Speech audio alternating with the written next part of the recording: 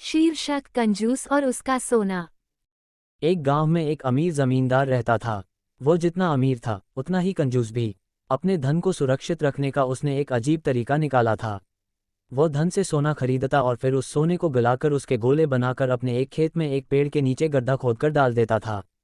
रोज खेत जाना और गड्ढे को खोदकर सोने के गोलों की गिनती करना उसकी दिनचर्या का हिस्सा था।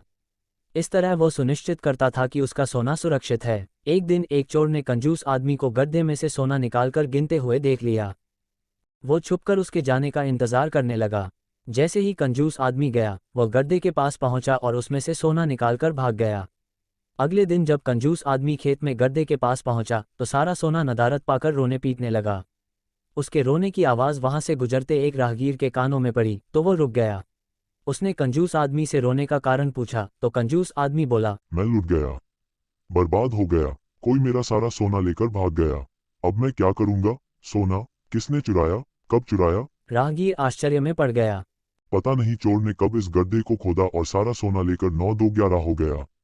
मैं जब यहाँ पहुंचा तो सारा सोना गायब था। कंजूस आदमी बिलखते हुए बोला, गड्ढे से सोना ले गया? तुम अपना सोना यहाँ इस गड्ढे में क्यों रखते हो? अपने घर पर क्यों नहीं रखते? वहाँ जरूरत पड़ने पर तुम उसका आसानी से उपयोग कर सकते हो।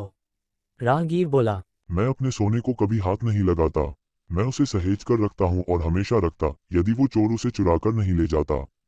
कंजूस आदमी बोला।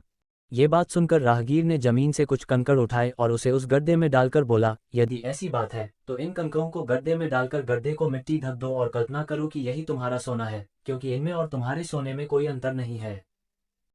सीख, जिस धन का कोई उपयोग न हो उसकी कोई मोल नहीं।